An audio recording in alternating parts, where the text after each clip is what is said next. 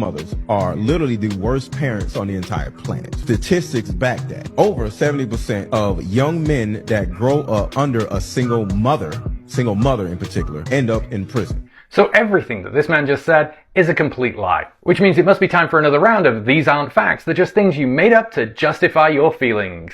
Now, the often quoted statistic is that 70% of inmates come from single mother homes, which would represent about 840,000 of the 1.2 million people incarcerated, according to the Department of Justice in 2021.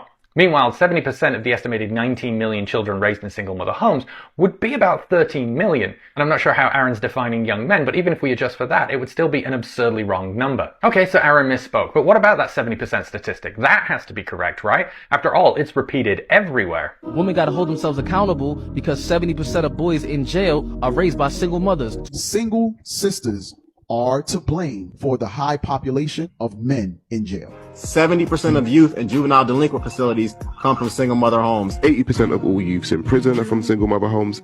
If you compare a single mother, is 80% chance of going to jail. 80% of all prison inmates came from single mothers' homes. I did the research.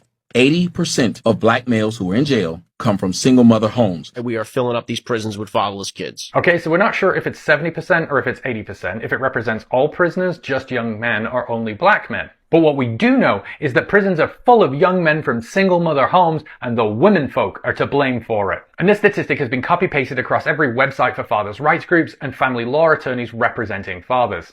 But notice that it's different. It's 70% of juveniles in state-operated institutions, not prisoners. But even that claim is wrong. It comes from this 1987 report from the Bureau of Justice Statistics. And it says across all juveniles in state-operated institutions, 70% of them did not come from a two-parent home, which includes single mothers, but also single fathers, homes where the child was raised by other relatives, and foster homes. In fact, single parents were only 54%, and of that, 48.4% were single mother households. But it's important to remember that this is 35-year-old data about juveniles in juvenile institutions, not prisons. And they only surveyed about 10% of juveniles, so while it might be indicative, it should not be taken as a concrete fact. Now, the statistics on inmates are actually fairly easy to get, thanks again to Single mothers are literally the